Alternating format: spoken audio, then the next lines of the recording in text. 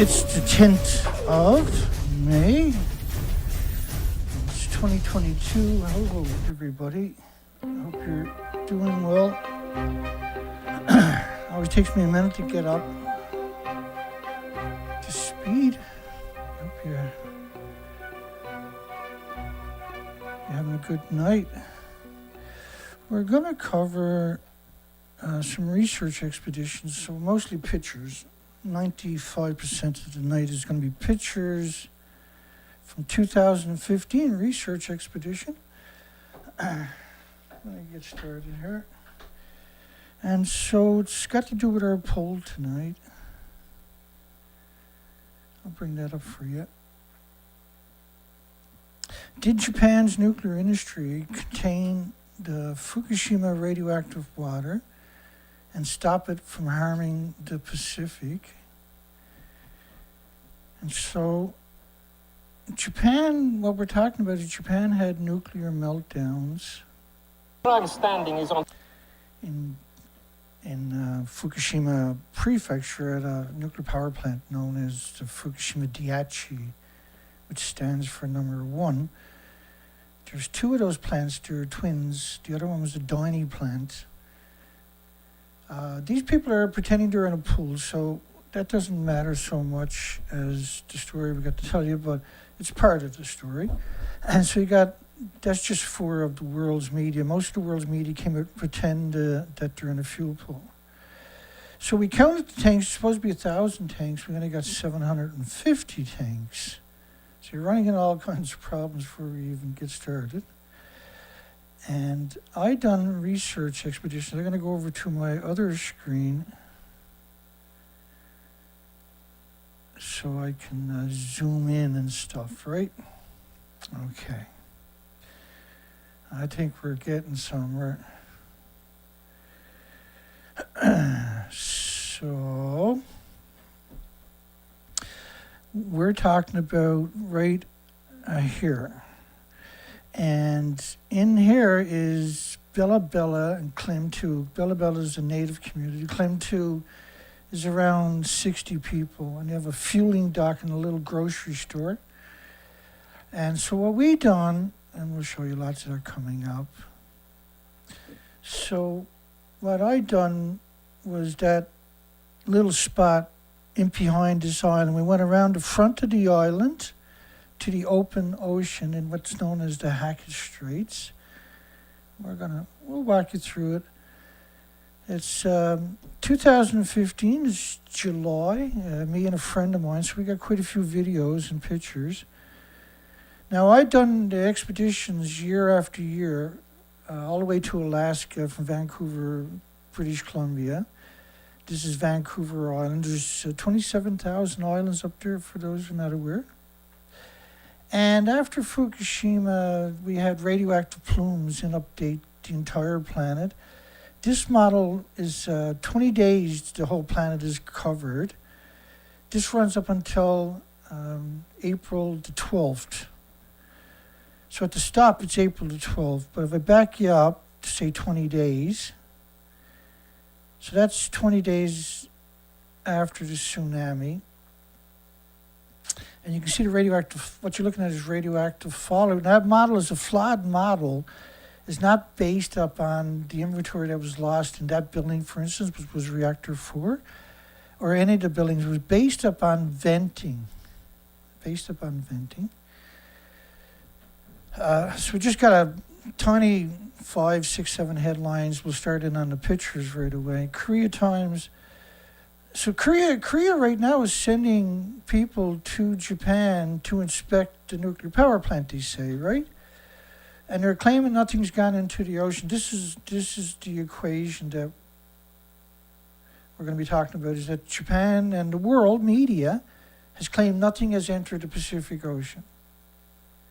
Everything is in the tanks. And the tanks are filtered, and the only thing left over is tritium. It's quite a fantasy. And a little unicorn is going to pick your school children up tomorrow morning, and Santa's going to lend them some reindeers, so there'll be a bunch of them show up. And take magic carpet rides from now on and steal the school buses to your school, okay? It's the same kind of story. It's a crazy story. Japan cover-up could violate international law. Gee, what are they talking about? I thought everything was in the tanks. They hid the global issue of environmental concerns. This was an interesting headline, a very important headline. Newspaper ignored scientific models with an S that showed Fukushima radiation impacting the West Coast. They failed to inform the readers by only reporting on discredited tsunami wave height maps. I'll explain that to you. And another question asked, these are quotes from different medias that reported on this. What illness of the mind must people have to lie about the threat? So here's one of the stories from the province. And it said, you may have seen this arresting image online. You may even shared it on Facebook. This was proliferated by the nuclear industry on purpose to do this job. The map supposedly showing radiation spreading across the ocean from Japan was one of the most widely spread pieces of Fukushima misinformation. And it was also one of the easiest myths to debunk. The map was from NOAA. But NOAA actually did have a ocean model. Yes, that's a tsunami model, but that was proliferated because they didn't want to show you the real one, which was from the same organization, NOAA. There was many models, by the way. Germany came out with a model and said it takes about 6 years from... Maybe worse than thought. Studies from last year indicate that radioactive water will contaminate the entire Pacific Ocean in just 6 years. Kim Min-ji reports. This graphic shows the gradual contamination of the Pacific Ocean due to leaks of radioactive water from the crippled Fukushima nuclear plant in Japan. The simulation, which was run by a German marine research institute, shows the entire Pacific waters being polluted by radioactive water in just 6 years. In just 6 years? My goodness. So, there's supposed to be 1,000 tanks to stop the radiation, but we counted them as only 750 tanks. We got a poll asking, did Japan's nuclear industry contain the Fukushima radioactive water and stop it from harming the Pacific? Okay, so I'm going to take you back to 2015. This is in, I'll give you the date. Bear with me 1 second. 2015, and the date is July the 1st.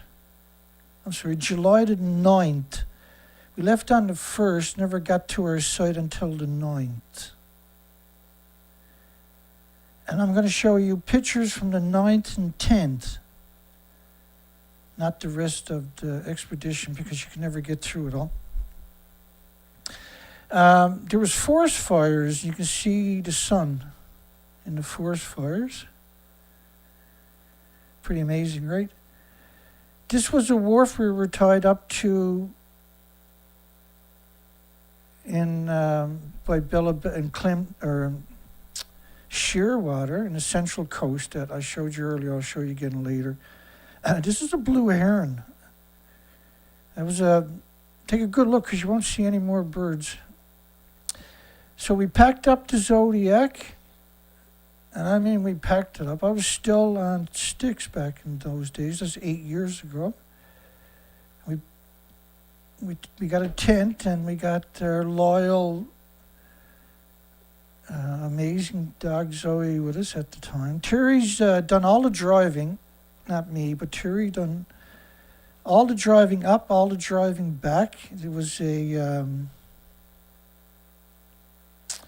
can't remember how long the trip altogether was. It was several days to get there. Terry was having the time of his life until he got there. You can see the big mess. We got our tent.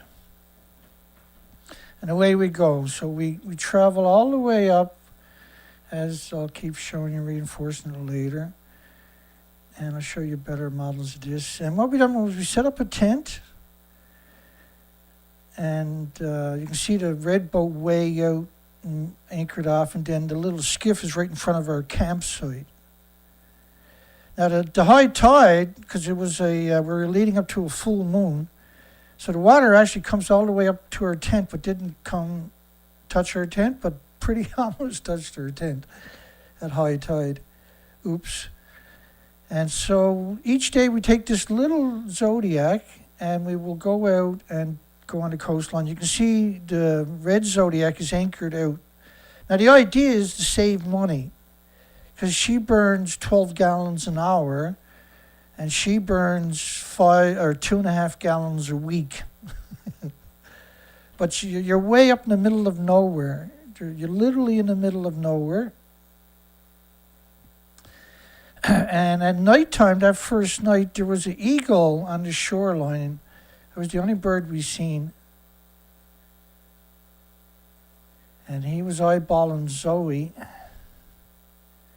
And away we go the next morning. And what we're going to do is head out. We're leaving the boat behind. And so the wind dropped out the next morning. We're going to head out to the open ocean on the shoreline because it's July. It's perfect. This is set up weeks in advance. We waited for the perfect weather to get up onto this very dangerous part of the coastline. So we're outside of Bella Bella in the island group shooting a little video. The boat is anchored in there somewhere. We're cruising out. Me and Zoe, Terry, cameras and equipment. Tide's falling. And it'll be low tide about an hour and a half. And so it's prime time to get on the beaches. We'll be there in 5 or 10 minutes.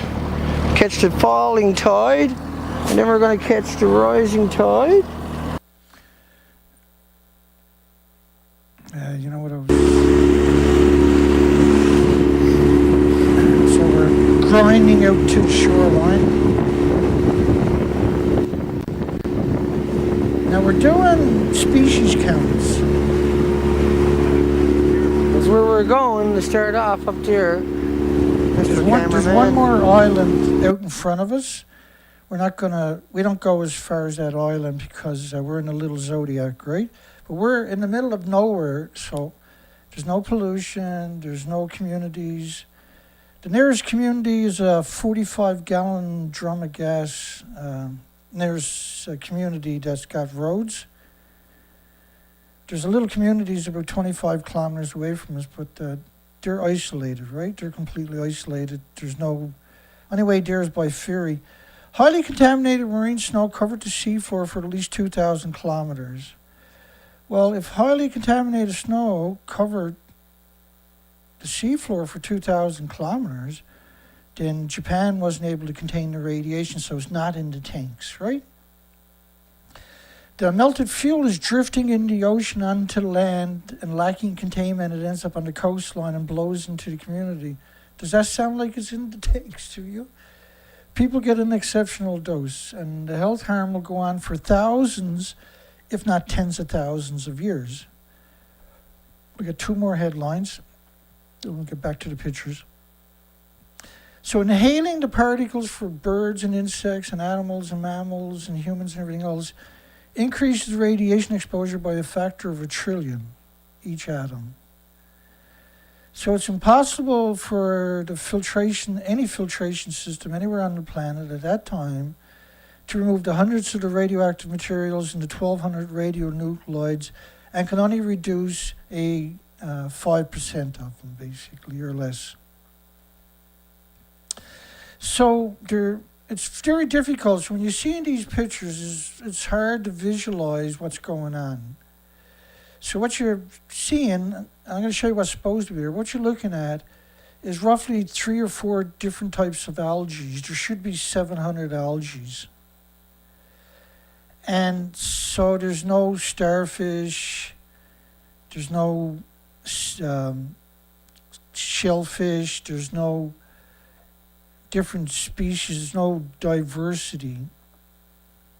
Like you should be seeing all this diversity instead of what you're going to be seeing for the rest of the night.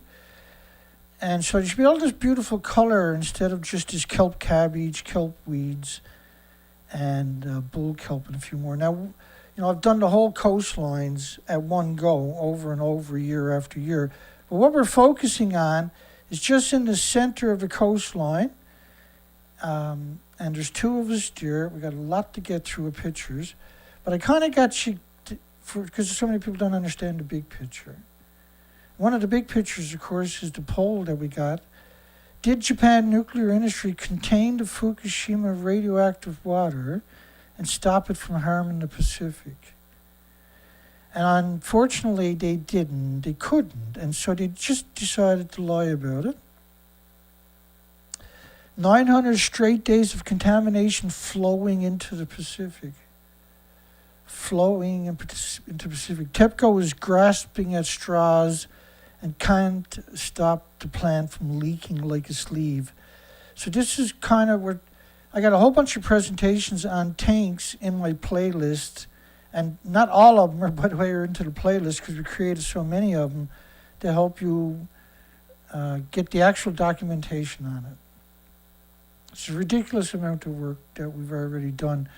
But I'm going to take you back to 2015, 8 years ago, to just one couple of days of research in one particular area, which is central coastline. The people of Japan are responsible for poisoning the world's food chain. So if you poison the world food chain, how can you have it all in the tanks, right? And West Coast sees spikes over 1 million times normal. So if you got spikes, actually of cesium-137, of 1 million to 10 million times what's considered normal, which is so-called weapons fallout, it can't be in the tanks, right? Do you know what I mean? Okay, back to the pictures for you. And so what you can see is the rocks are naked. This is what we call naked. And so these wide shots are important because you're going to get a lot of closer shots. Now, this was the first day, and there was 2 seals. And what was unusual about, there was more than 2, but what was unusual was the seals allowed us to get really close to them. So there's one under the tail behind my head there, and there's another small one up alongside of the big one. Now, the seals shouldn't have wrinkles, by the way. This will take a while. And bear with me. I zoomed in too much, but we can move around these pictures, right? And so there's no way that I should be able to get as close as I am. And I'm just showing you random pictures. I'm not showing you the 1,400 pictures I took each day. We'll never get through, but they are available at my website at thenuclearproctologist.org. And you will find pictures of the whole coastline. Well, I'm going to show you the before and after type pictures.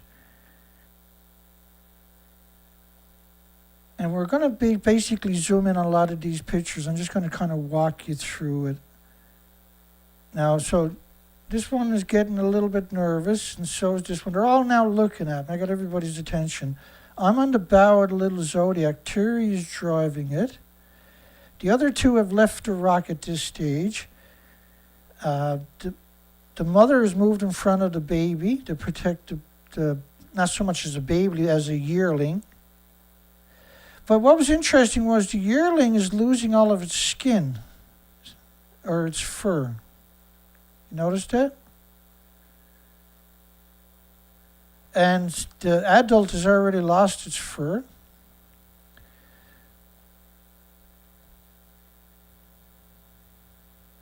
But you're looking at skin instead of fur. See that? That's not normal. And them staying where they're 2 is not normal. I'll get my big shiny head out of the way. Maybe that'll help you see a bit better. Because these are high quality pictures, I got to do a lot of playing in here to tell the story. But it actually burnt the fur. The radiation has burnt the fur off these seals. And when I took this picture,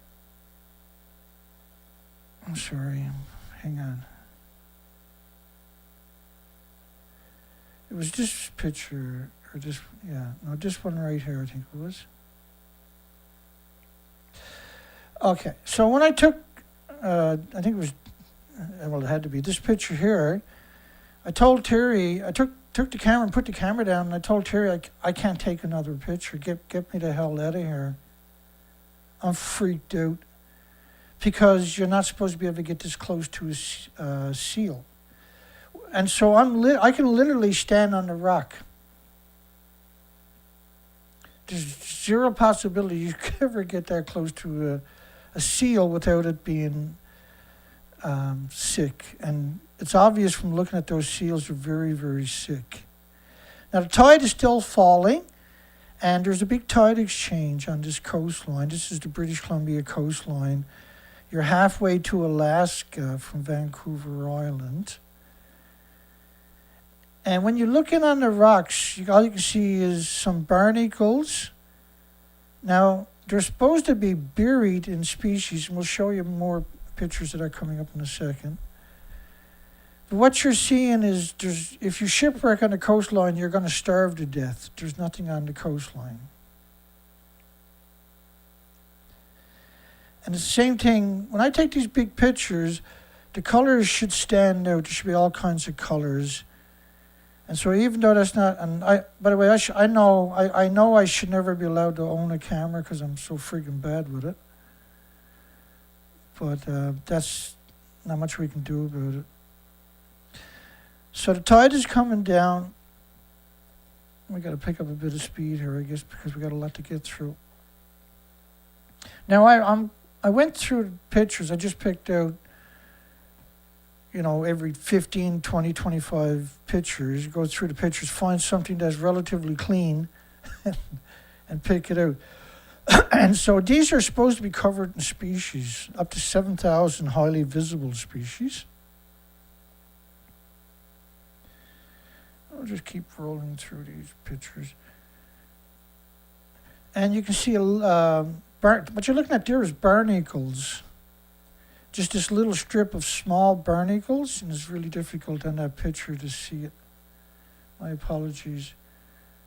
We got lots to get through, I'll make up for it.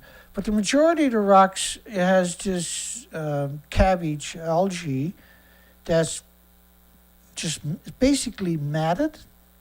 The whole coastline is like that, and I'll explain that a little bit more coming up. But what you're getting is this unique documentation from 2015, the research expedition after Fukushima. So high tides should be buried in all kinds of species, by the way. The high tide of the British Columbia, which is a tropical rainforest, like you say, there's 27,000 of these little islands, and big islands combination. And I meandered through that year after year after year. But the species that should be there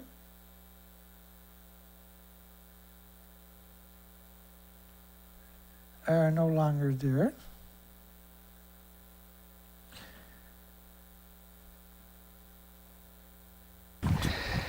Okay, Zoe, I was ready. Well,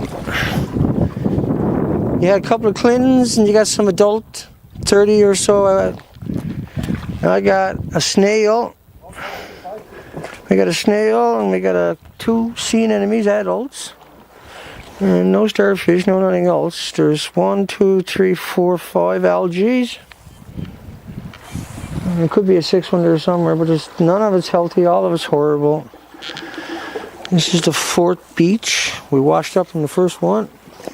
And we went somewhere else, not quite as crazy. And Jerry getting close-ups. Ching ching. You got her, buddy. But anyway, there's a stupid amount of water. The open ocean's only out right there around the corner. So all the water flies through here and there's nothing here either. Dana over and out.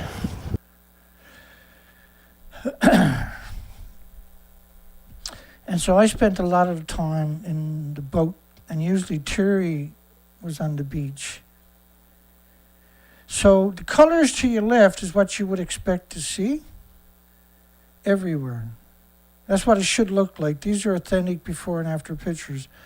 So there should be tons of incredible diversity, unbelievable, unimaginable diversity. But that was wiped out. And think about how bad Japan is. We may not be able to live in Japan someday. So as the public, so first off, if we may not be able to live in Japan someday, how can you keep it all in the tanks? Because that's confusing. How can you have it in the tanks, but you have all this documentation saying how the whole planet is radioactive? As the public, possibly worldwide, sickens over time, the truth will leak out. And that's a pun, right? This model was 19.5 days of radioactive airborne fallout. So if this did happen, this model is only based on venting, it's not based on the actual nuclear meltdowns or the loss of the spent fuel pools, 8 of them in 4 reactors.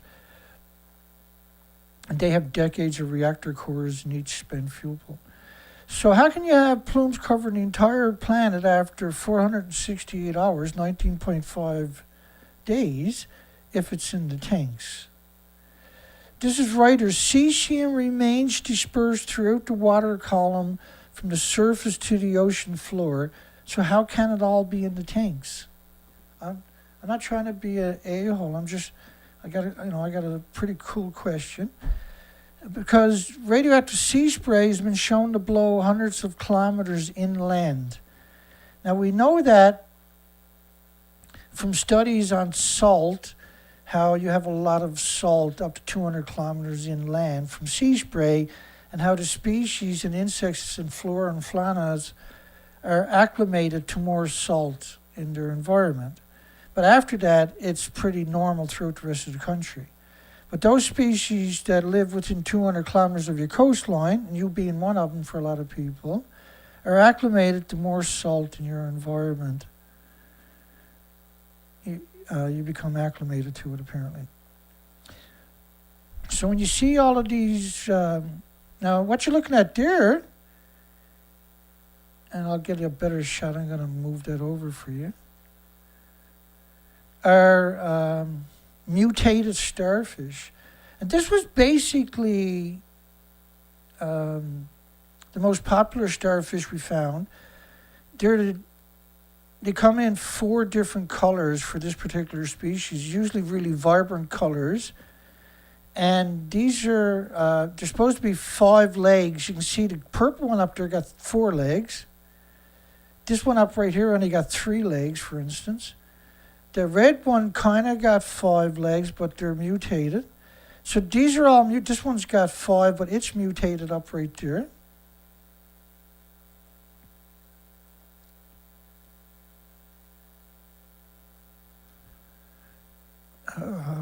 Don't worry, we'll get to it.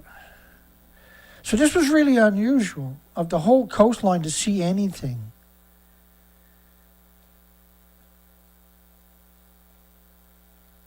And it was awesome. There's just one spot where we've seen maybe 300 of the purple and the orange, the starfish. It was amazing because we've never seen that anywhere else on the entire coastline, except for Browning's Passage, just above Vancouver Island.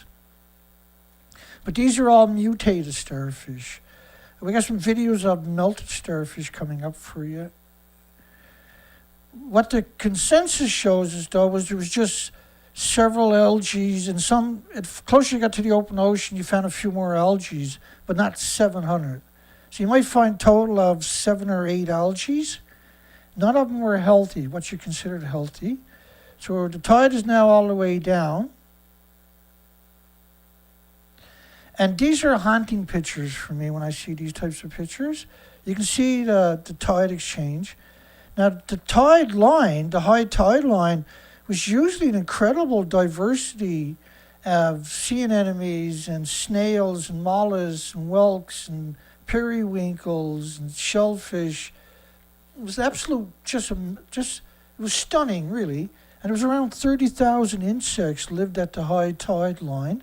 And so when the tide goes out, they would just, dance around and all of these diversity. There was this incredible diversity. And I'll show you more of that coming up in a few minutes.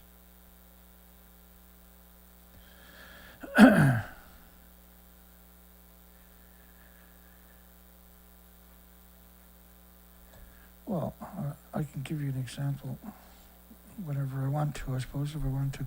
So we should see this, which is just a fraction of the species. You look to your left.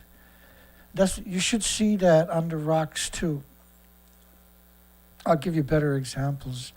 So that kind of rocks right here, you would expect to see a diversity like to your left. It was absolutely amazing.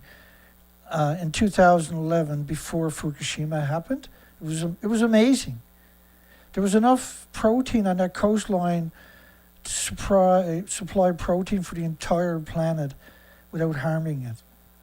And it was melted away by radiation fallout. And when you see these spindly green is typically kelp cabbage. It's a very thin type of an algae, but this is it's not, I've never seen that pre-Fukushima algae that looked like that. This was really sick. It was what was left, right? This is bull kelp. The bull kelp had rotten patches. We started noticing that in 2015. And so what we're doing is we're out meandering as the tide starts to fall, and that takes several hours. And then as it starts to rise up, we'll stay on site till it's too high to bother and wait for the tide to start coming down. So every 5 hours, the tide is changing. So we'll go about halfway through the tide change, as it's falling, for instance. And we're looking for the diversity seen to the left. See how the species are together? Right? You will see this incredible diversity of all species. There's all kinds of species, and they're all touching each other. It's just a continuous smorgasbord of species, right? A continuous. Now, when we went up, the bull kelp, there's a lot of species use it for a nursery. This grows to up to 50 feet. And there's actual forests. I used to, as a commercial diver, I would get caught in it sometimes, and you would be like a insect in a spider web, where all your gear is caught in the algae. And it was a waste of time to carry knives. You would always lose them. And so I learned if I was wearing a Pegasus, a full face, I could just tear it off and chew the kelp, get my suck of fresh air, and then keep chewing until I got an arm free, right? And then I can untangle myself. But you would work in this bull kelp, especially at low tide where it's more dense, right? But there would be this incredible community living in that tropical rainforest type. So you can see it matted here a little bit.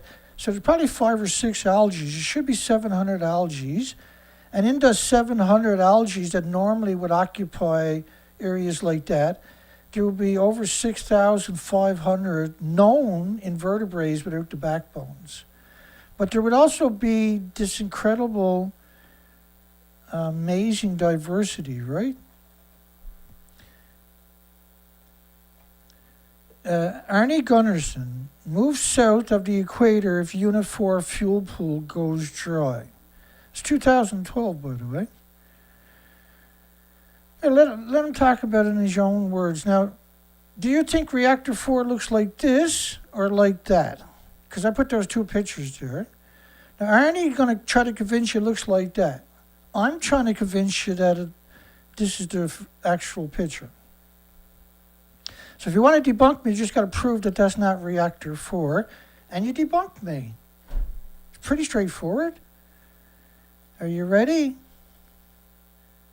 Now, the division I ran built nuclear fuel racks for boiling water reactors exactly like Fukushima. And Unit 4 has always been my biggest concern.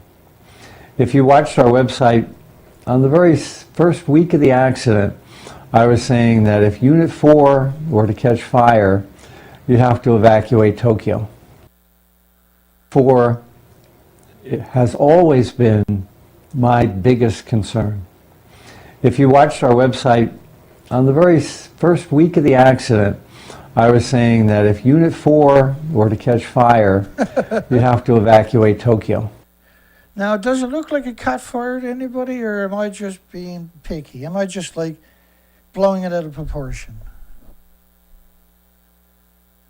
Arnie made the racks for the assemblies, for the fuel rods, for the fuel pools, for these reactors exactly like that. So if he doesn't know that the fuel pool is gone, who does? Right? And as he's counting on you thinking that way, see? But then you come to my site, and when you look at the two pictures, you get confused. Because Gunderson also says that if reactor 4 fuel pool goes dry, you should evacuate to the southerly equator from the United States. And when he claims it's like all 800 nuclear bombs ever dropped on Earth at once, that's a complete simply downplaying it. And considering what we're talking about, the numbers, you're still downplaying the significance of it. So he frightens you with these incredible numbers that really, this is France's model based on, right now you're at 20 days. Now you're at 25, 30, 32 days. The whole planet is covered in radiation. Arnie wants you to think it looks like that building, but not like this. Because if it looks like this, you should evacuate the northern hemisphere.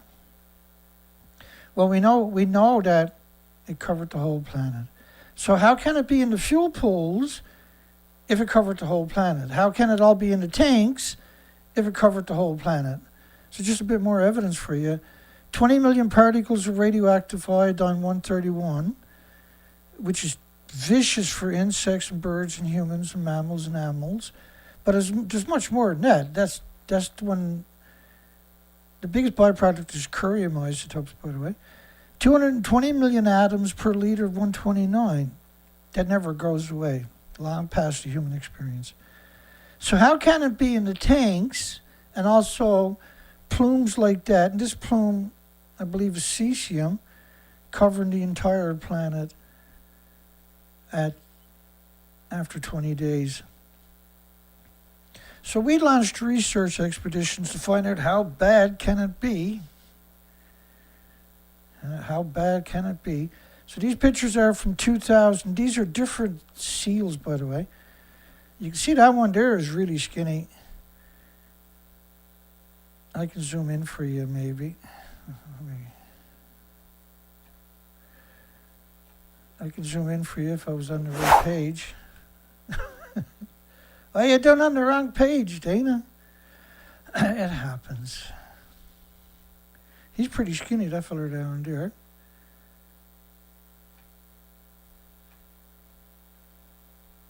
Let me see what we got here. I look for a clean shot. I knew I put a few of them together. That might be a cleaner shot.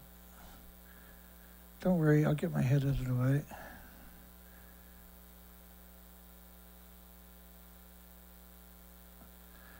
So they weren't worried about me. They didn't run away, which is unusual. Well, it's extraordinary, really. In fact, that might be the best picture I got. Let me see if I can center him up for us. And there's another one in front of it, a smaller one. You can see the tail. But they got nothing on the rocks. There's nothing there for them to snack on, right? It's just algae. And there's supposed to be this incredible, my apologies, supposed to be this incredible diversity on the rocks and amongst the rocks and in the nooks and crannies. It should be just absurd amount of colors. It just should be beautiful, amazing. Some of these pictures of the algae, you can see the algae. Now remember, this is prime time. The algae is supposed to be in perfect condition at this time of the year. Algae is very thin, it's very translucent. This is the bull kelp in particular we're talking about, which is just one of 700 species that should be on this coastline. You see these little white patches, it doesn't quite... Over the next couple of years, all the plants are full of these little white patches where... Now, I used to dive in this all the time, so I'm very familiar with it. So he finally raised his head up, went up, and have a look at me. And you know how much I like to talk. Try another picture.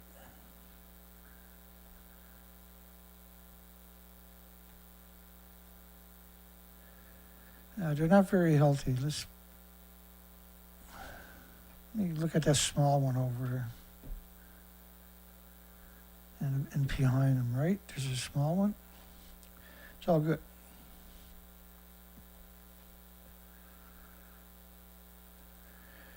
So there's nothing on the rocks for them to eat.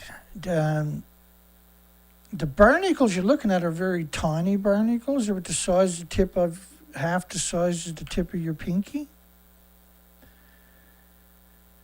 Now typically on that coastline, whenever you had naked rocks, you would have mussels or the large 2-foot sea anemone, and they also come in multiple colors.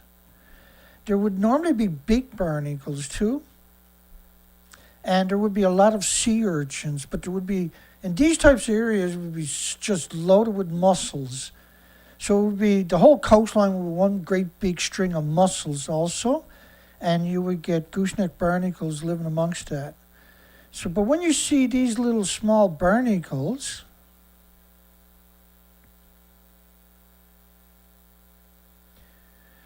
these are not healthy barnacles. These are very tiny babies. There's no, and you notice there's no larger ones. There's no like adults. There's no adults. There's no parents, so to speak. There's no diversity, right? There should be all kinds of different sizes. Not these. There's no such thing as on the coastline of these miniature ones. They usually all get to be 6, 7, 8, 9 inches barnacles. But they're never by themselves. They should be completely impermeated with mollusks, with mussels. And you notice the mussels, you will see little tiny mussels, but you won't see any adult mussels. There should be just incredible diversity. There should be a lot of insects feeding on all of this. It's low tide, right? It's July the 9th. And so there should be all kinds of species. Like to your left, you would expect to see just this, all that should be exposed in the low tide line, right? And what happened was it was exposed at low tide. Radiation wiped it out because it was exposed twice a day to the radioactive fallout. So in that low tide to the high tide zone, that's what you would expect to see. Now, you got to remember, a lot of the radiation washes back down to the coastlines. It should never look like this. It should be this just incredible, amazing, humbling diversity. There should be like this awe-inspiring, absolutely overwhelming amount of life. Columnist, the truth must be told, Fukushima is a major global threat to all living flora and fauna. So how can it be in the tanks if you got airborne models like to your left here, for instance? And that model is based on 26 days. In the bottom, you got a plume covering the entire planet in 26 days. Japan doctor, completely beyond comprehension how huge the contamination of the ocean water will be. Fukushima radioactive material is also poured in landfills that will enter the sea, and it's spreading over the whole world. So look at the model to your left. You can see by 26 days later, the whole planet. Journalists, contaminated seawater will circulate around the globe. Disaster is like a huge cloth expanding every day. So how can it be in the tanks? So instead of this incredible diversity, to our absolute horror, the species were exterminated. And just a very tiny fraction of algae survived. And they're not everywhere, the whole coastline. This is actually a pretty good, this is just a few short distance away from the open Pacific Ocean. And you're far away from any populations. You're completely in the middle of the coastline, in the middle of nowhere. There's no industry to be found anywhere. So there's no cross-contamination. Now, I've done the entire coastline in one go, year after year after year. But what we're focusing on is just 2 days with me and Terry. And there's no species. There's no diversity. There is no...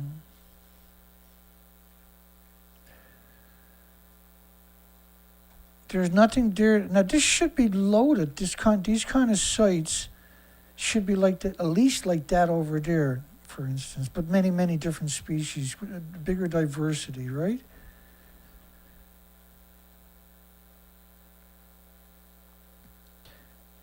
And those little islands, so you actually got a couple of sponges here. You got 4 or 5 different algae. You got some, no mussels, no starfish, no sea urchins, no sea cucumbers. You got no sand fleas, you got no foundation. You just got kelp cabbage. You got the kelp weed down there. Another algae up there. And some stains on the rocks. And again, these are little tide pools out in the middle of nowhere. So it's not like I'm going down to a beach or something. I'm way up in the middle of nowhere on the center of the coastline, completely isolated from the world in a very tiny boat, getting the shit kicked out of me typically. But this was summertime, and this is only a fraction of what life should exist. I'll give you another idea in a second.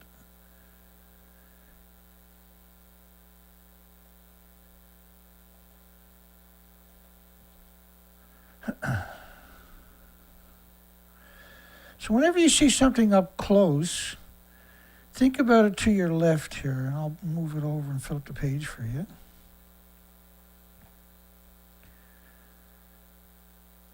It doesn't do it justice, actually. Let me move that back.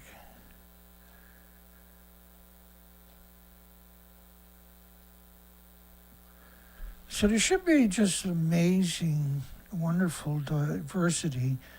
Instead, it's just bleh. Now, normally you can never land a Zodiac on this coastline because there's so many sea urchins. I'll do that again. Because there's so many sea urchins, right? It only takes one hole to make your day really bad. And there's usually tens of thousands everywhere, these little red and purple urchins and green urchins. But what you're seeing, again, when you do look at a lot of this kelp, you can see how unhealthy it is. It's not going to survive, right?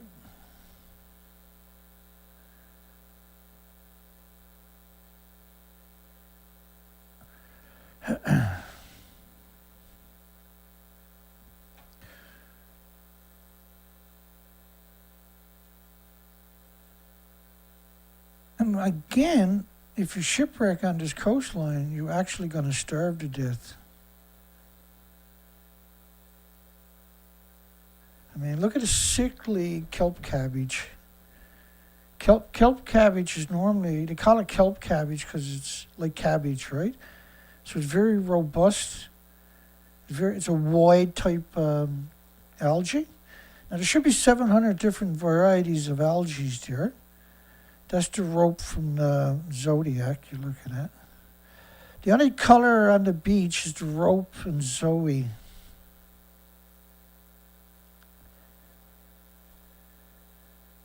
She was something, eh? 15 years. She went on every expedition with me, that one on top of that. She done a face plant on every beach in British Columbia that we landed on. So awesome. I used to have to get up in the middle of the night, row ashore with Zoe because she wouldn't shit on the boat or pee on the boat. So you had to bring her to shore. If she needed to pee, you got to bring her to the shore. Didn't matter if it was a tropical rainstorm. You had to bring her into the beach or she wouldn't pee. She'd run up, take a pee, sniff around, take another couple little pees, get back aboard the Zodiac, wanted to be back aboard the boat so she could pass out again. She was really something. You can see the algae dead, and then you got just little tiny barnacles. Normally, there's so much life in the tidal zones, it's impossible not to step on different species. Here you just got a couple of algae. There's a sea anemone was up on top of that picture. He's over there, actually, I can see him. I'll bring him in the center for you. Now the green sea anemones is in the center. It was one of the few sea anemones. Now that particular species come in multiple colors, not just green. It should look, incredible diversity. It should be just amazing in 2011, this was amazing. By 2015, we were wiped out. Just a few algae left. Very high concentrations of hot particles in the Pacific Northwest during April and May, including plutonium and americium, and we showed those studies actually quite a lot. 1,501 atoms of radioactive sulfur. So you have plutonium, americium, sulfur peroxide, hydrogen, buckyballs. These are all very, very hot particles. And it only takes one to screw up a human.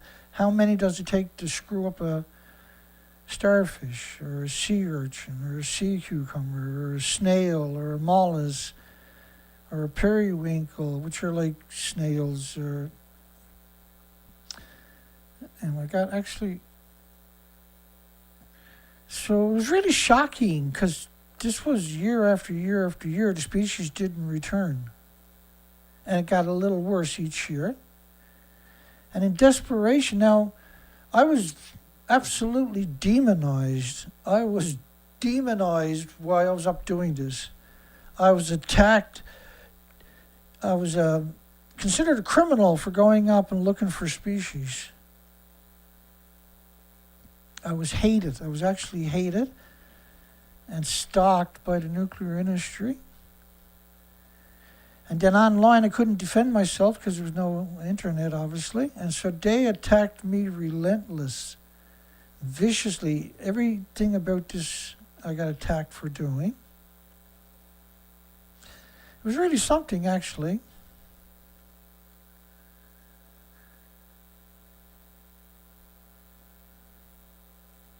It was really something.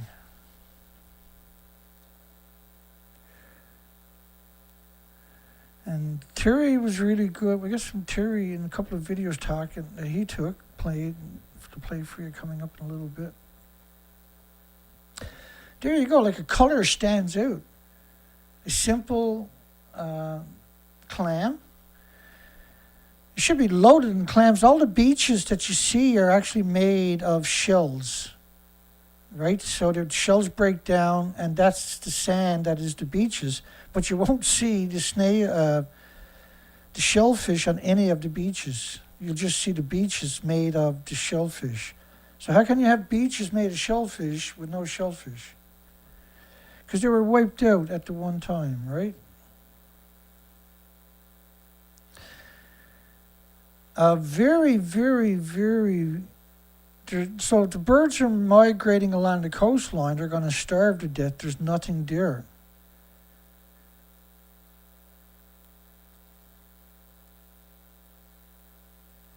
And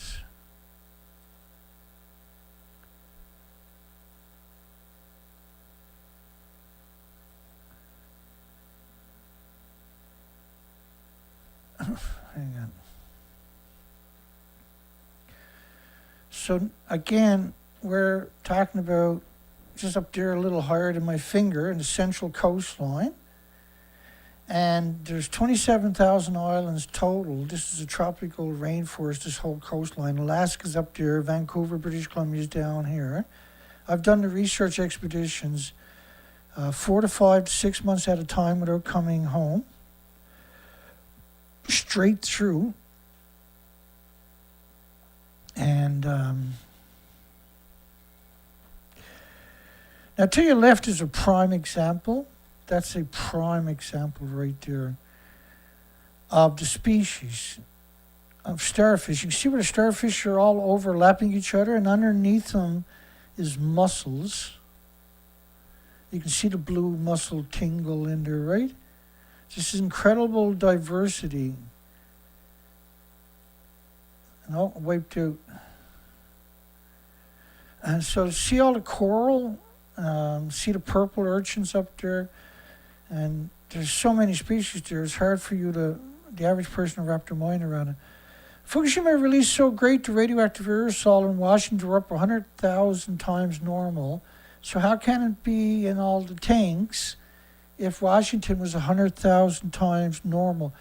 Which meant they should have evacuated Washington and the Northern Hemisphere, obviously. 40 million becquerels of iodine-131 in a single bed of kelp off Southern California.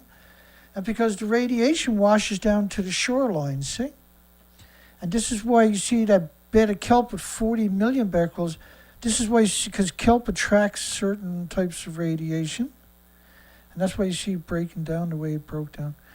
Former Japan official, unstoppable contamination of the Pacific Ocean is menacing the U.S. West Coast. So how can it be in the tanks? Fukushima now undeniably a global security issue. So how can it be in the tanks? It can't be brought under control by a single state, and that the wave of radiation will be 10 times more than the entire world's nuclear tests combined. So now they're saying the radioactive fallout from a nuclear meltdown is 10 times the world's nuclear bombs they detonated. Remember, in the Soviet Union bombs, just one of them was equal to 3,800 Hiroshimas, Nagasaki's, because it was plutonium, rather. So, but it's actually worse than that. That's the messed up part of this story. But no, Dane, it's all in the tanks. But of course, the evidence overwhelmingly suggests nothing is in the tanks. And I mean that, nothing. The tanks were built to manipulate you so you didn't understand this. And I'm the only person that I know about, unfortunately, humiliatingly, that had done the research and is public about it. We have nobody else acknowledging that you went out on research expeditions month after month after month doing the entire coastlines. And that's what I've done. Like, I've done the entire coastline from one end all the way to the other end, year after year after year, to see if the species returned. And for being that stupid, I get 22 viewers. Bless your hearts. And I'm officially insane now. I'm gone. I'm finally lost my mind, and I'm now officially insane. I've been doing this for so long, and I've done everything I can, and I'm angry, and it's hopeless to talk to me. It's pointless to talk to me anymore. I'm angry. It's not me as a person. It's just what they have got done to our planet have made me irreconcilable. Did Japan's nuclear industry contain the Fukushima radioactive water and stop it from harming the Pacific. And so the right vote, of course, is no, obviously, right? How can it be anything but no? So you can see that in 2015, the algae in July the 10th, this is July the 10th now, 2015, these pictures are from. The first set were July the 9th. It took 8 days, I think it was, to get up to the central coastline by boat. We got caught in storms and everything else along the way. But finally, the weather broke because it's summertime, right? And because I used to dive in this 6 hours a day, day in, day out, so I know the coastline. There's nobody going to pull the wool over my eyes. I know this coastline better than a lot of people could even. I got more diving than any of the experts that are talking about the subject combined. I got more hours under the ocean than the so-called experts that says that everything is normal. But everything can't be normal because I'll show you more of what normal looks like. So what you're seeing though is prime coastline as the tide's going down or down, and is stripped of the species. Now I went back year after year. I was up 2 years before that doing the same thing. This is 2015. We were up in 2016, 2017, 2018, 2019.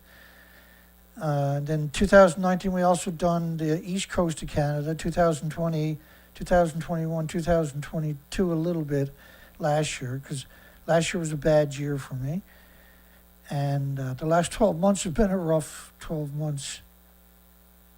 But I'm still trying to keep the truth alive. I'm still fighting to tell the story. I'm still struggling for the world to come to reality. And I've been, as you can see, 22 people on my show. I'm severely, viciously restricted by people for a paycheck. They're going to deny the world a future so they can get a paycheck every Friday. They're going to deny every human, every species on the planet so they can have a job working at Google, censoring somebody like me. It's absurd, isn't it? That there's people out there so disconnected that was the best they could do, is get a job and destroy everybody's future for a lousy paycheck. And calling themselves humans on top of that. Probably telling their friends how special they are on top of that. So when these are pinch points where the water comes through the islands, so there's going to be a lot of oxygen in these flow areas because there's 19 20-foot tide exchange every 5 hours. And so this is where you expect all these little pinch points like I'm showing you to find the species. Again, in all of these pictures, you don't see any birds. That should frighten the living daylights out of you, because this is prime migratory season. Speaking of birds, that was on the way back to the campsite. And there was this eagle up on this tree. See if one of these pictures came out clear. I took probably 10 or 12 pictures, but so that's the number 2. Let's try the other 2 I got.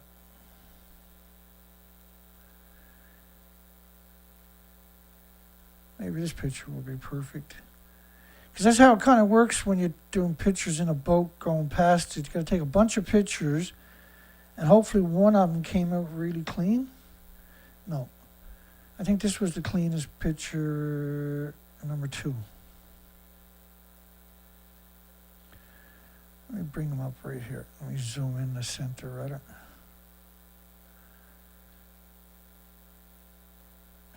No.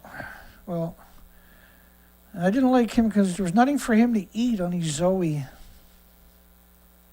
Nobody gets to eat Zoe. Yeah, she was something special, that one, man. She loved every second of it, eh? She rested in between beaches so she can get in there and be goofy. So again, looking at kelp weed, those little bulbs, and up there the brown is the same one. That's kelp weed. The green is kelp cabbage. And if you shipwreck there, you're going to starve to death. Again, this really tells the story when you start looking at the rocks. They're just completely... Terry had his camera on macro for some of these shots, so we got that. So these shots actually coming up looks pretty good, but that's because you got it on macro, right? But it's actually just a couple of kelps. But it looks pretty good because the macro gives you brighter enhanced colors, but it's actually all garbage. But it looks a lot better. We should took of all of our pictures like with a macro shot. Of course, that's stupid. And screwed up a lot of the colors, obviously, right? But you got kelp cabbage, kelp weed. That's all you got there. But because it's doing it with a macro shot, then it looks a bit better. But in reality, it's nothing is healthy. Not a single thing there is healthy.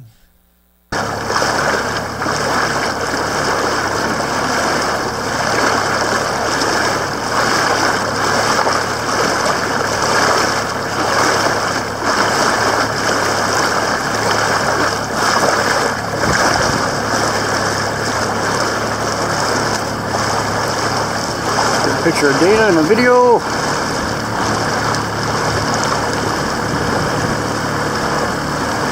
Hello, Dana. Hey. Hey. I can hardly see nothing. No, I can't see. The sun's right on it. We're out off Bella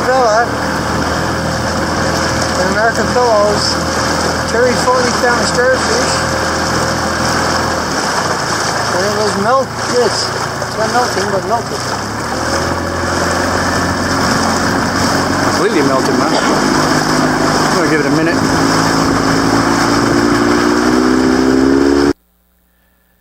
Terry had found a starfish, but it was melted. I got it. Well, this is the remains of a purple starfish. Pretty wicked. It's dead.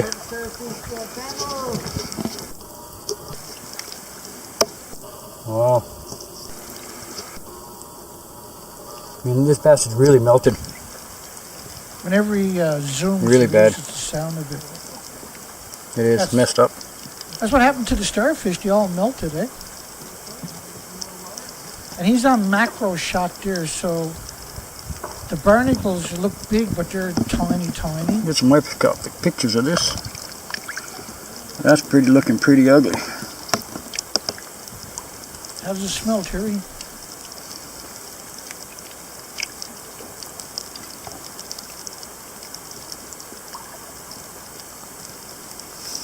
Got a really bad smell to it too. Thanks. Completely beyond comprehension how huge the contamination of the ocean will be. So we're back to our campsite. You can see the boat up in the top. In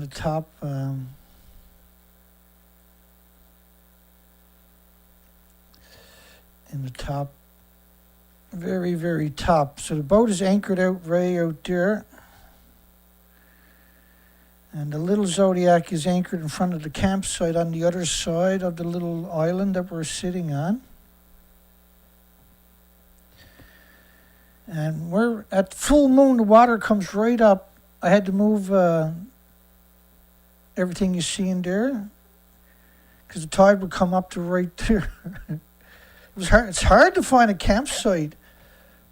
It's really hard to find a campsite on these coastlines, right? There is nobody lives in these islands. It's very rare. Nobody's probably ever walked on that beach. Back to work the very next day.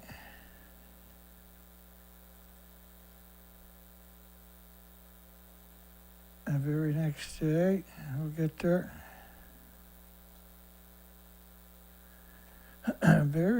next day. Almost there. Zoe's doing what she done best. Be Zoe.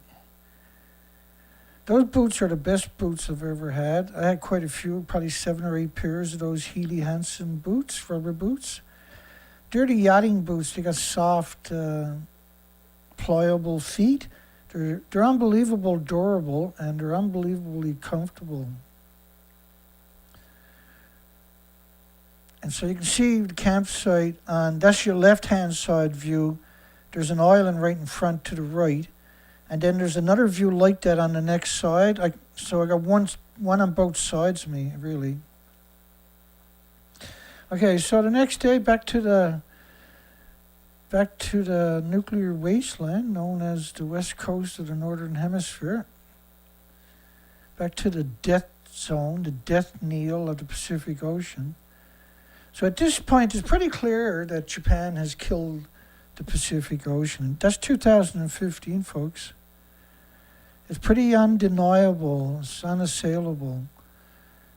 And there should be all kinds of species at that high tide line up there. So tide has gone out a long way.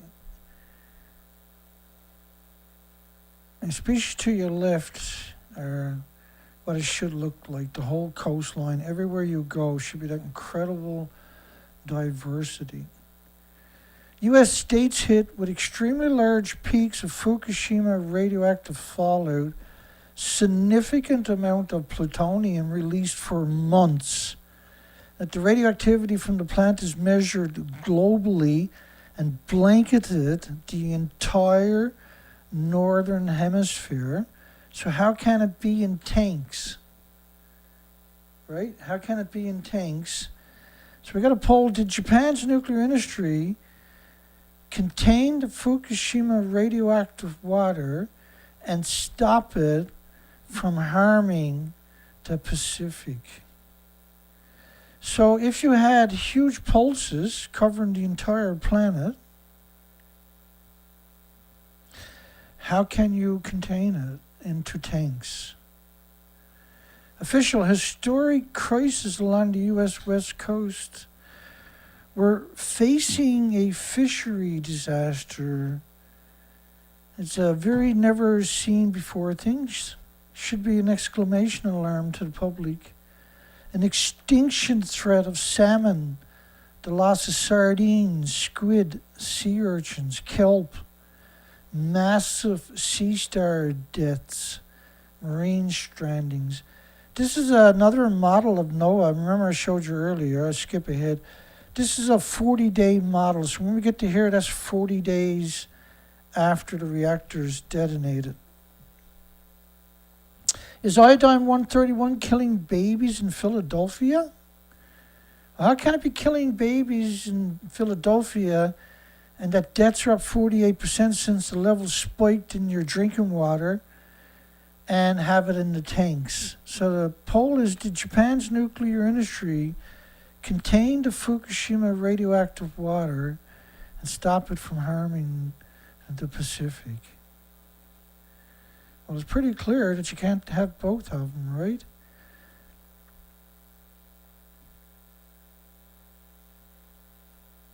You can't have both. So when you see beaches, like particularly say beaches like this right here, and there, this kind of stuff here, these shorelines,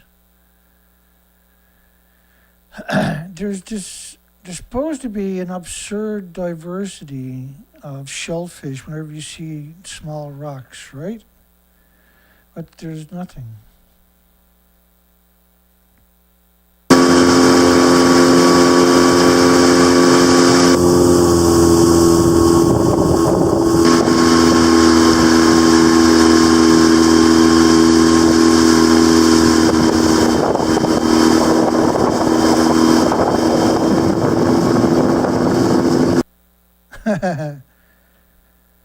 There's a big difference. Big difference when you're. Big difference when you're. Let me see if I get a better shot.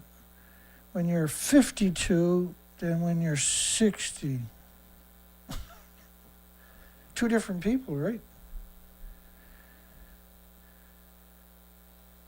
Found another starfish. He's part of him, his leg. Holy cow, he's melted up pretty good too. That's pretty sad. What a messed up deal. Yeah, what a messed up deal is right. So there's no species left. They were wiped out. And it was done because of Fukushima. And Terry was gung-ho, man. At this stage, he was aware of what to be looking for. And he was up to speed. And he was just horrified, same as me and you, I would imagine. I did start to notice trees out in the water that would sometimes have mussels on them, but you wouldn't find the mussels on the shoreline. And I figured where the tree was underwater a lot,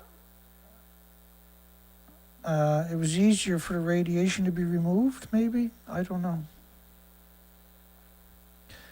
Yeah, when you're doing the whole coastline year after year after year, if you don't go mentally insane at some point, then you're not working.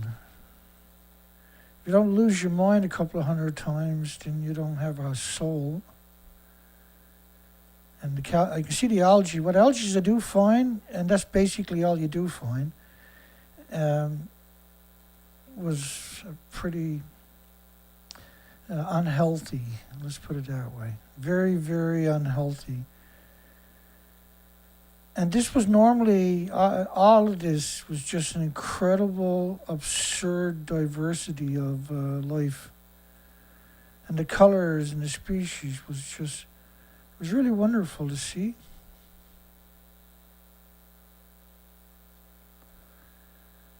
It was really something to look at.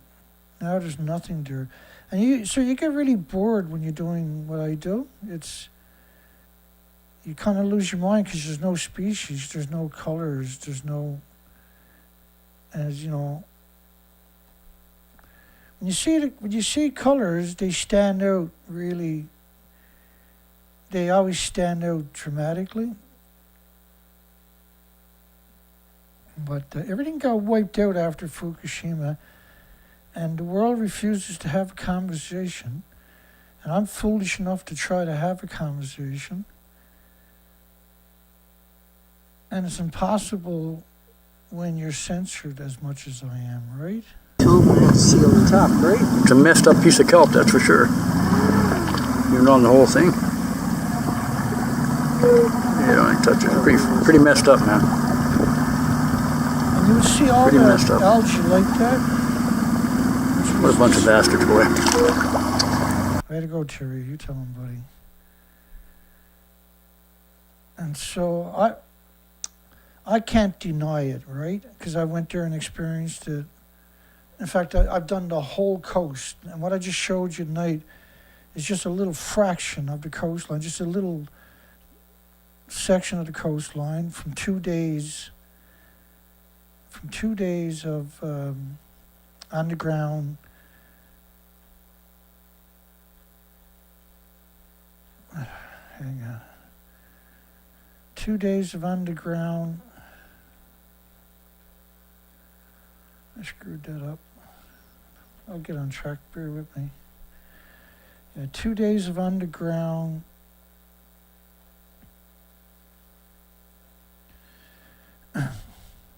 The beautiful colors to your left, you know.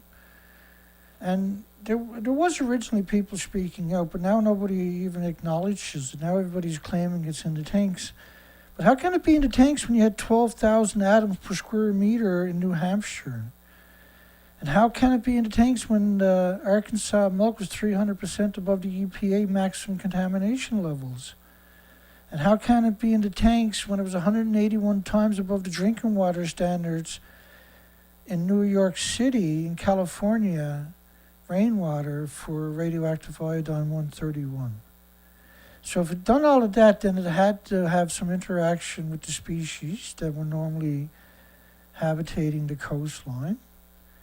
And when you see all of the species exterminated,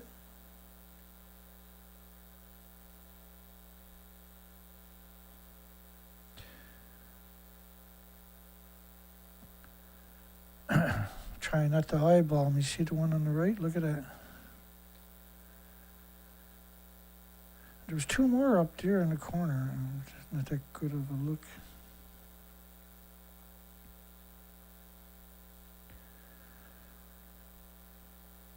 Should we get another shot of that guy?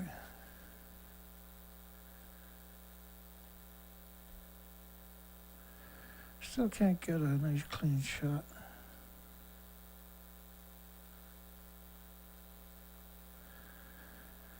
Yeah, it's so hard to get a perfect shot. I kept telling them to stay still. I wasn't very good with a camera, but none of them would listen to me. Let's zoom around for a second, though. So we got this guy here. We'll call him Ken. And yeah, 2, 3, 4. So there's 4 of them right there. Right in the kelp forest, see that? But normally, right, so normally these seals, they can just go in at low tide and eat whatever they wanted to your left, right? So normally a seal, he doesn't have to struggle to get any food. It's usually, they can just go pick it in the low tide zones, and they can dive all day, right? So it would have been easy typically for them to be able to go in and find something to eat on, right?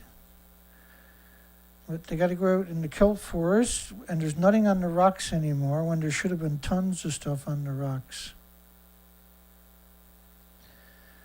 And the whole coastline, unfortunately, was buried in continuous radioactive fallout. And these wide shots of the coastline are, to me, because the colors, you should be able to see the color, right? Color would stand out. So when you see these long shots like that, and because the tide, you can see the tide lines where the tide is fell. And remember, the high tide should be this incredible diversity at those high tide lines. Not just a few algae, but there should be all kinds of diversity. It should be amazing. You can see the stains from the species that used to inhabit it, but the species are now exterminated.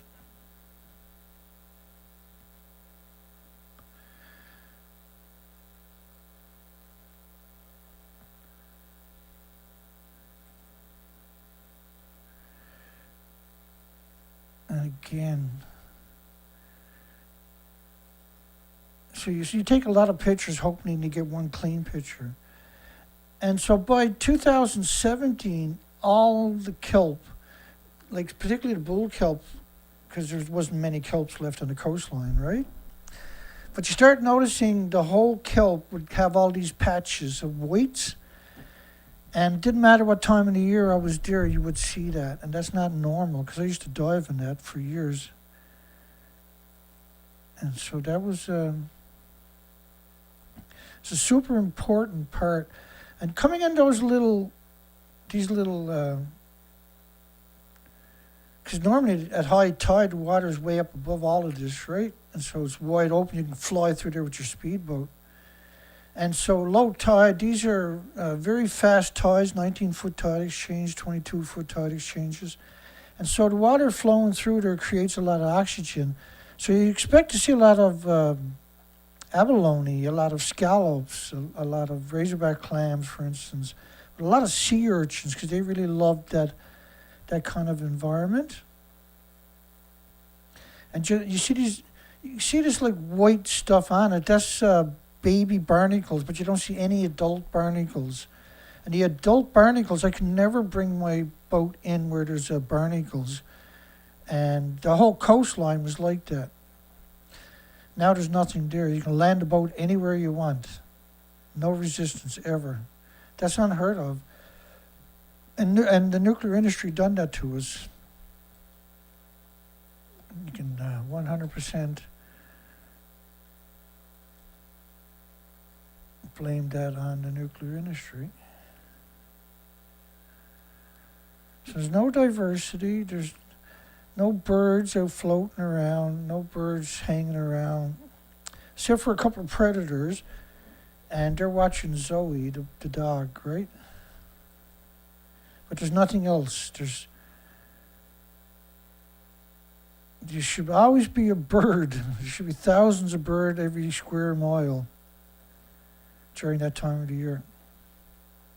There should be 7,000 highly visible species in those tidal zones.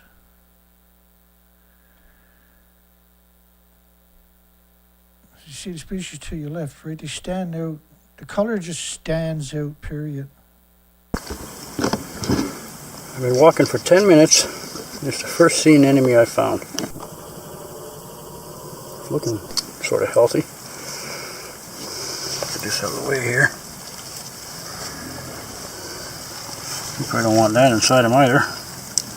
Or maybe he does. Anyway, you got it.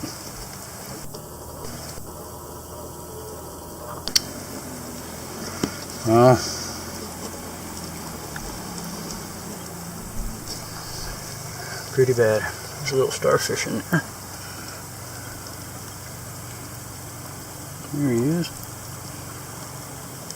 Purple, brown. And there's a couple of whelks in behind it. Let me go back for a second. There's a couple of whelks. See the whelks? You can see them in that shot right there. There's a couple of whelks, and I'll move them out to the center for you. I got two whelks there. I thought I seen more than that. But that starfish is deformed. It's mutated. It's not healthy. It's cancerous, I think they called it, right? There's nothing here.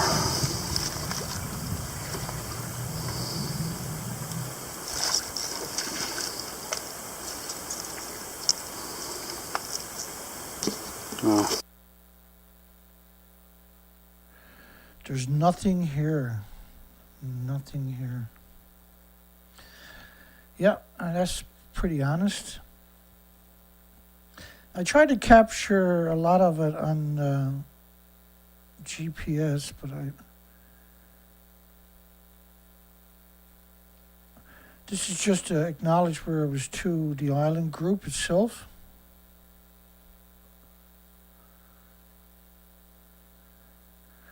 And these are special places in the middle of nowhere, paradise, no industry for hundreds of miles in any direction. I think we spent $1,800 on fuel alone, getting there and getting back. Because we got a big gas guzzler. But we spent 10 days in that spot, and there's probably around 150 islands right there. And we just went out twice a day because it's summertime, right? And caught the tide twice a day. And we slept in a tent. There was no insects came to our tent. We left food outside the whole time, by the way. There was no birds visit our campsite a single time or out in front of our campsite. There was no birds in the forest at our campsite. It was total silence every night.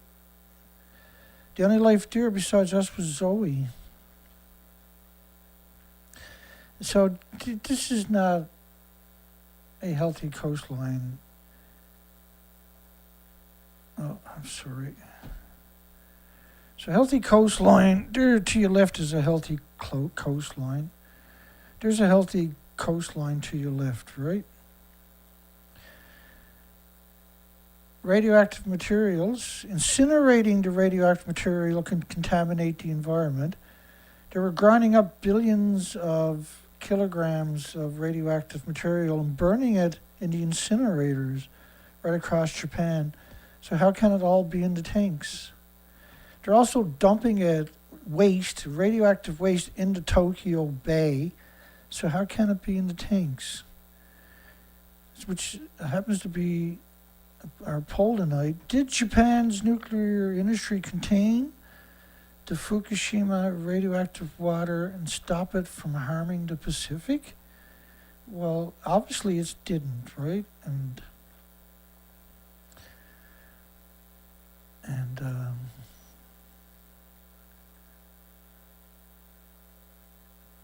let me go back. Did I see a crab's leg that time? No, do you know what I'm talking about? I'll bring it up the center screen for you. Just for a second, I thought that right there was a crab's leg sticking out of the bit of algae, the rotten algae that was left, but it's not. It's just so horrible looking. How is something like that going to attract tourists to the coastline ever again, you know? What about all the species that were dependent upon that? The migratory birds, and there's millions of them would come along the coastline, now had no food in the tidal zones anymore. Right, the tidal zones are empty. Go back. The tidal zones are empty. And these are weird. We done it at that time of the year because you're supposed to be good conditions for the next several weeks. It's the middle of summer. It was. This is July the 10th, by the way, what we're looking at. And so everything tonight was July the 9th and July the 10th. We spent 10 days researching this archipelago of islands, this group of islands, of about 150 islands. We're several hours away from what's known as Bella Bella and Shearwater. And Clem 2 is about 40 miles up the coastline from us. These are outports in the middle of nowhere that are serviced a couple times a week by ferries. And so you can get fuel. You got, we usually dealt with Shearwater. Shearwater's about 60 people in this peak. And you can get fuel. They got a little grocery store. They got laundry facility there. And so we would just leave our campsite where it was and run to town, which was an hour and something away, because we traveled pretty fast, right?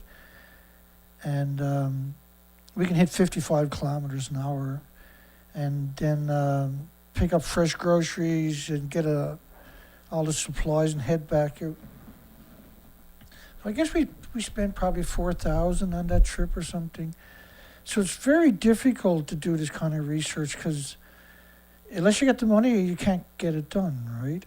And because we're not raising any money anymore, just a little tiny bit, it's almost impossible to do any more research. And that drives me nuts, but I get it, right? The industry has got me so-called corralled, kettle, like the British call it, kettling you. And they got no one else to pick on, and so for them to make a paycheck, they got to destroy everybody's future and stop the world from having any kind of rational conversation so they can get their paychecks. And their job is just to censor you and be inhuman. Forget about their loved ones, forget about themselves and their friends and their families and everybody else, but do the dirty job for the nuclear industry and censor the only person on the planet that's actually done the massive research and can quantify the narrative with the documentation. That's a dangerous spot, and so Terry wanted to go there, and I was like, okay, well, I won't be too far away, but for God's sakes, don't slip in. Well, he's always got his life jacket on, right? That's one of those inflator life jackets. And they got stolen out of my boat, 4 of them, or 3 of them. That broke my heart, because you can't, they're a couple of $100 each, right? You can't replace them. Because the money that you do manage to scrape together is so precious, you can only spend it in pressing stuff, right? The problem is I got a big operation that I can't run anymore. The industry is really good at just segregating it. Not much I can do about it. I'll keep trying the best I can. That's all I can do.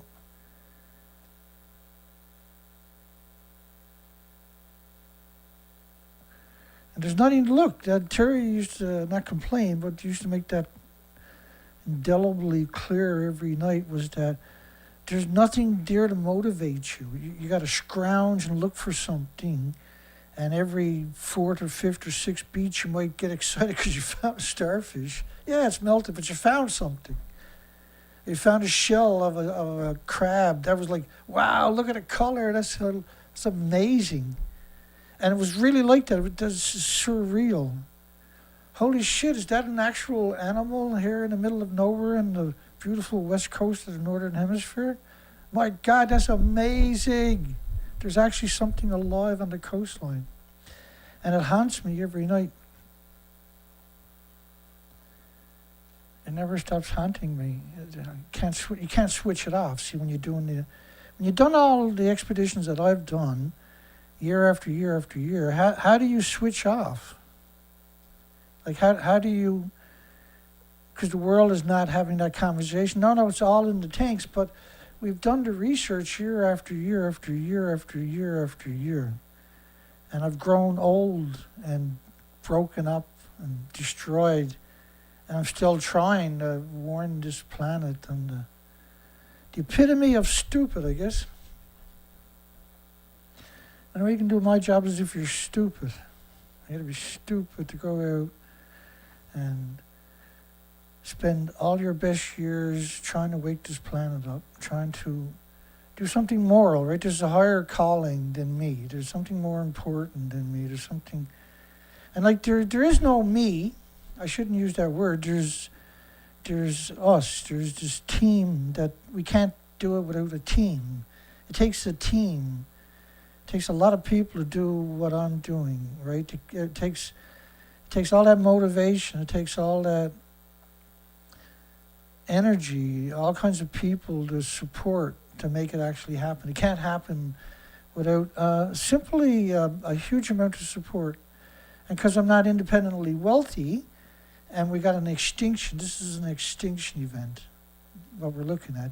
Right? There's no other way to describe it. This is an extinction event. And the industry refuses for anybody. The narrative for them is everything is in the tanks.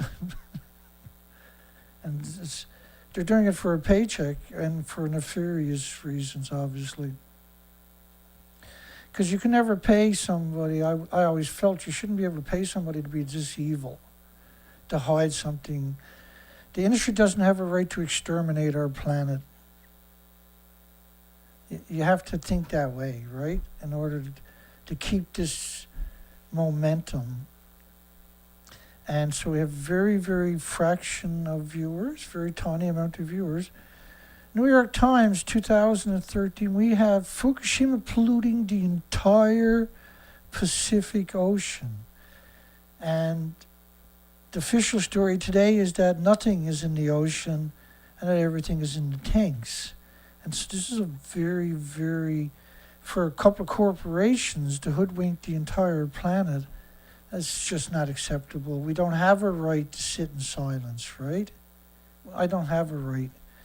Because I have the ability to tell the story, then no matter how miserable I am or how difficult it is and how taxing it is, I gotta find the courage and the fortitude to tell the story. Because otherwise the story never existed. That's more frightening to me than everything else combined, by the way. Nuclear fallout will engulf Taiwan starting April the 6th. People should stay home or immediately take off their cleanse the radioactive fallout. So how can it be in the tanks if people in Taiwan should stay home and get rid of their clothing? Radioactive rain caused 130 schools in Korea to close, so how can it be in the tanks? And that's important because that's the poll tonight. Did Japan nuclear industry contain the Fukushima radioactive water and stop it from harming the Pacific? Well, my contention is based upon facts. There's no conjectures. We got boots on the ground, period. I've done it all. There's nothing I won't do for the planet. And I've been at this for so long, it's easy to become complacent, right? It's easy to pretend that... Now, this was a typical research expedition. And these green sea anemones are about the size of my thumb, by the way. This was in the Queen Charlotte Islands. This is just amazing. There's only 2 places that we found anything similar to that. And there's no adults, just these little babies, which was amazing, by the way. And that's why I like to use that clip. So the species should look like to the left. You can fill the beach up with as many people as you wanted, but that don't mean the species are there. And that this is symmetrical, the entire coast. And that spot where those sea anemones that you've seen, which are the size of my thumb, by the way, I'll show you where that's actually too, just for posterity's sake. That was in a little passage right here. And that's 50 miles across the Banks Island right there. And what a beating I took the last trip going across there, which was with the sailboat. We were still towing that Zodiac, by the way. So your species to your left are exterminated because of Fukushima radioactive fallout. You didn't see that algae a single time, right? You didn't see those species a single time. You didn't see this kind of diversity or any of it a single time. You didn't see this incredible, beautiful, wonderful, just unbelievable amount of species a single time. And the documentation for a lot of these expeditions is available for everybody free at my website. That was the point of it. So nobody had an excuse to say that they didn't know and that they didn't have the information, because it's available free at my site. You can download it, make a documentary out of it, and monitorize it. It's free for everybody. There is no copyright on that material. I uploaded all the footage, so you can't live in denial. So the academic community was forced to acknowledge that something has happened. And that because they refused to acknowledge it, and the only catalyst capable of doing something like this was Fukushima, and this was what it looked like in the first part of 2011. After 2011, it looked like that. And because I went back year after year and repeated the entire coastline 4 to 5 months at a time, I think I deserve to be heard and at least contemplated. And now this was a normal, all of these rocks that weren't covered with something else should have been covered in them, and the whole coastline. Then that's what it should look like when you're trying to get ashore at low tide.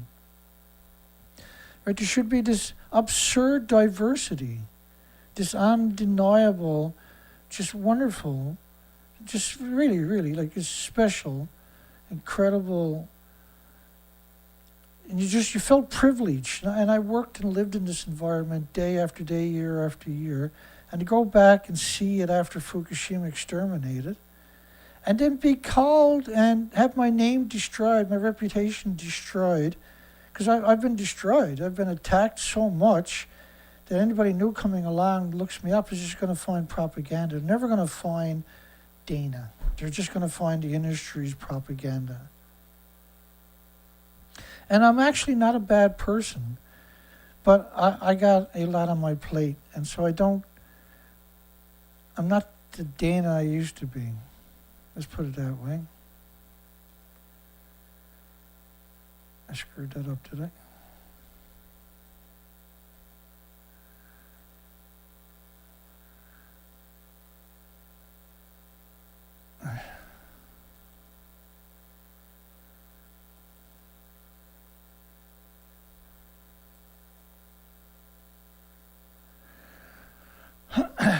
Let's keep it rolling anyway.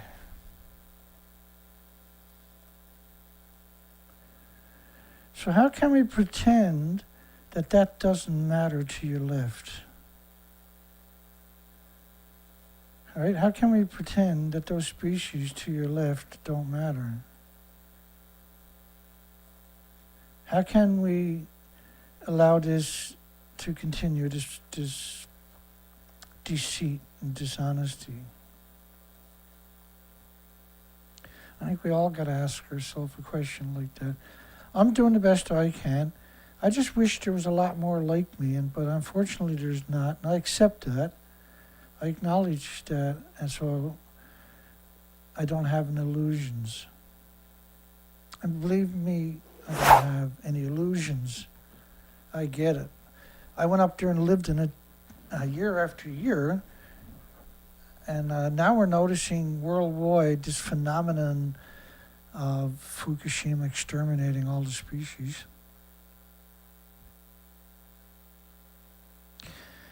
And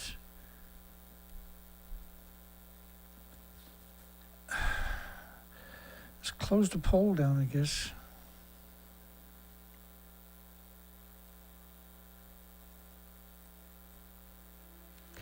Did Japan's nuclear industry contain Fukushima radioactive water and stop it from harming the Pacific Ocean?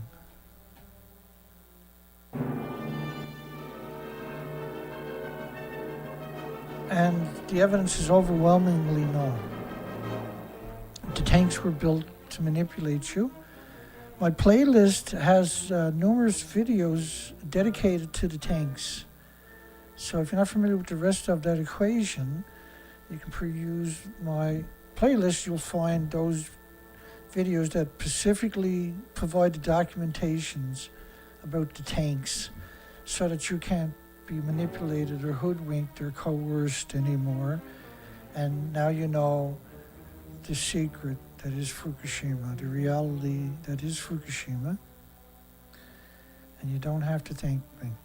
Yeah, I'm happy to help. Unbelievably humbled to try to educate you and get you so you can protect yourself, your loved ones, and the species. We got 44 votes, and we got a resounding 93%. 93%.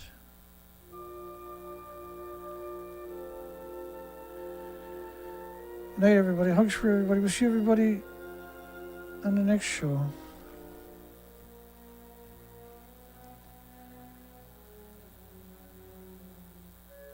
See everybody on the next show.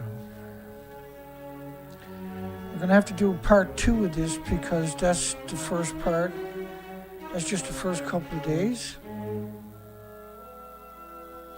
And it wouldn't hurt to do both parts because YouTube took down my other site that had all of this information on it and had 24,000 subscribers. And that got rid of the major part of my support, right? And so now everything is a struggle. And we will soldier on. We will fight on. Thank you, everybody. Good night, everybody. Hugs for everybody. We'll see everybody on the next show. And we put out a special thanks for Stephen Young, who donated $50 last week. And good night, Stephen. Thank you. Night, everybody. Hugs for everybody. Thank you, everybody. We'll see everybody soon.